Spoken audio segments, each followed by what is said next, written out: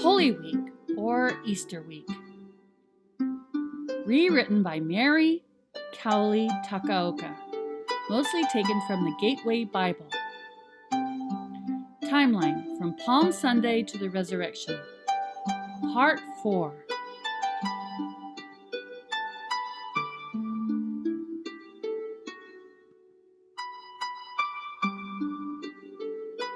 It was 9 a.m. when they crucified him. Pilate had a notice prepared and fastened to the cross. It read, Jesus of Nazareth, King of the Jews. Many of the Jews read this sign, for the place where Jesus was crucified was near the city, and the sign was written in Aramaic, Latin, and Greek. The chief priest of the Jews protested to Pilate, "Do not write the King of the Jews, but that this man claimed to be the King of the Jews." Pilate answered, "What I have written, I have written."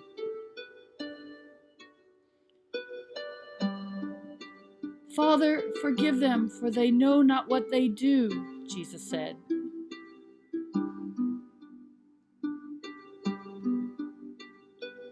Two rebels were crucified with him, one on his right and one on his left. One of the criminals who hung there hurled insults at him. "Aren't you the Messiah? Save yourself and us." But the other criminal rebuked him. "Don't you fear God?" he said. "Since you are under the same sentence, we are punished justly, for we are getting what our deeds deserve. But this man has done nothing wrong." Then he said, "Jesus, remember me when you come into your kingdom." Jesus answered him, "Truly I tell you, today you will be with me in paradise."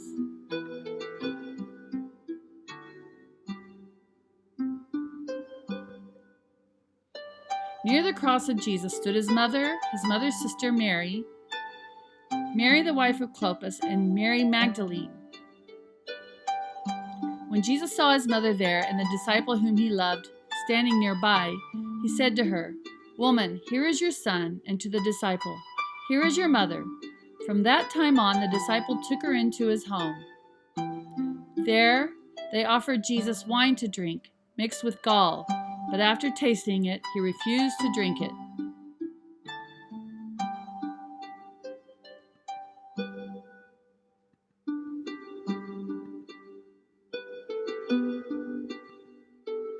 When the soldiers crucified Jesus, they took his clothes, dividing them into 4 shares, one for each of them, with the undergarment remaining. This garment was seamless, woven in one piece from top to bottom. "Let's not tear it," they said to one another. "Let's decide by lot who will get it." This happened that the scripture might be fulfilled that said, "They divided my clothes among them and cast lots for my garment." So this is what the soldiers did. After they divided up his clothes by casting lots and sitting down, they kept watch over him there. Over his head they put the charge against him, which read, "This is the King of the Jews." Those who passed by hurled insults at him, shaking their heads.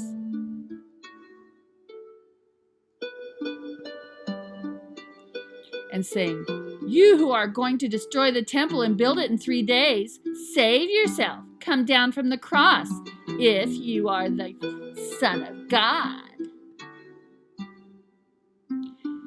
In the same way, the chief priests, the teachers of the law, and the elders mocked him. "He saved others," they said, "but he can't save himself. He's the King of Israel. Let him come down now from the cross, and we will believe in him. He trusts in God. Let God rescue him now, if he wants him. For he said, 'I am the Son of God.'"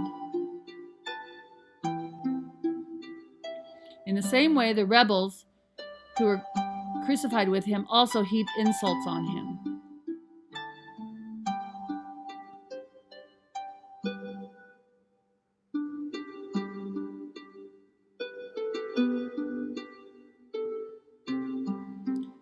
From noon until 3 in the afternoon, darkness came over all the land.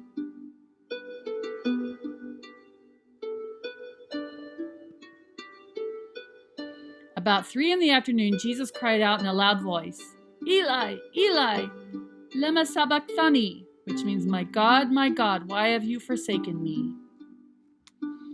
When some of those standing there heard this, they said, "He's calling Elijah." Later, knowing that everything had been finished, and so that scripture would be fulfilled, Jesus said, "I am thirsty." Immediately, one of them ran and got a sponge. He filled it with wine vinegar, put it on a staff, and offered it to Jesus to drink. The rest said, "Now leave him alone. Let's see if Elijah comes to save him." "Father, into your hands I commit my spirit," Jesus called out with a loud voice. A jar of wine vinegar was there, so they soaked a sponge in it, put the sponge on a stalk of the hyssop plant, and lifted it up to Jesus' lips. When he had received the drink, Jesus said, "It is finished." With that, he bowed his head and gave up his spirit.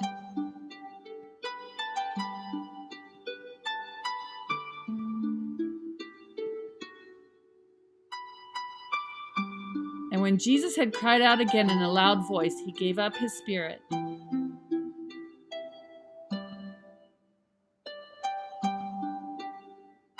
Now it was the day of preparation, and the next day was to be a special Sabbath.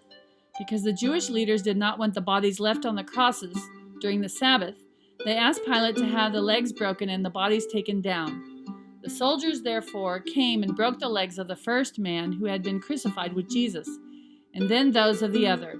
But when they came to Jesus and found that he was already dead, they did not break his legs.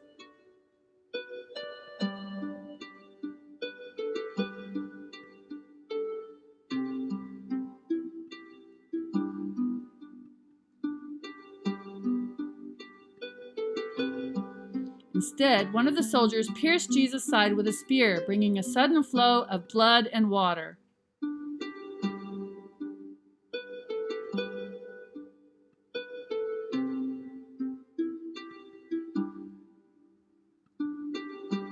At that moment, the curtain of the temple was torn in two from top to bottom. The earth shook, the rocks split.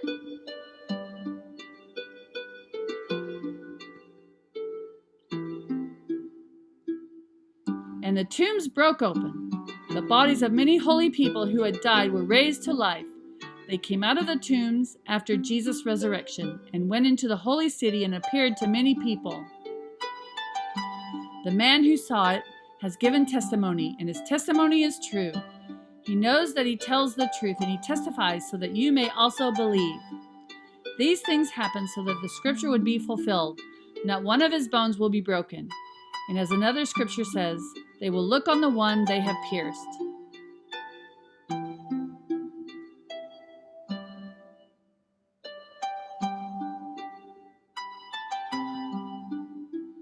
When the centurion and those with him who were guarding Jesus saw the earthquake and all that had happened, they were terrified and exclaimed,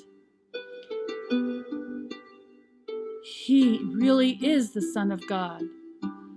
Many women were there watching from a distance. They had followed Jesus from Galilee to care for his needs. Among them were Mary Magdalene, Mary the mother of James and Joseph, and the mother of Zebedee's sons. As evening approached, there came a rich man from Arimathea named Joseph, who had himself become a disciple of Jesus. Going to Pilate, he asked for Jesus' body, and Pilate ordered that it be given to him.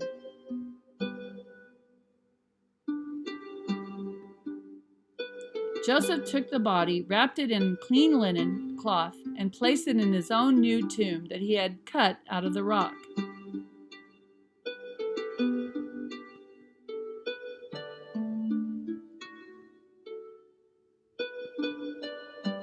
He rolled a big stone in front of the entrance to the tomb and went away.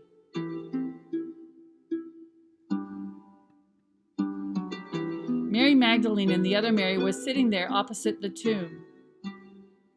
The next day, the one after preparation day, the chief priests and the Pharisees went to Pilate. "Sir," they said, "we remember that while he was still alive, that deceiver said, 'After 3 days I will rise again.' Therefore, order the tomb to be made secure until the 3rd day, lest his disciples go and steal him away and tell the people, 'He is risen from the dead,' and the last fraud will be worse than the first." "Take a guard," Pilate answered. "Go. Make the tomb as secure as you know how. So they went and made the tomb secure by putting a seal on the stone and posting the guard.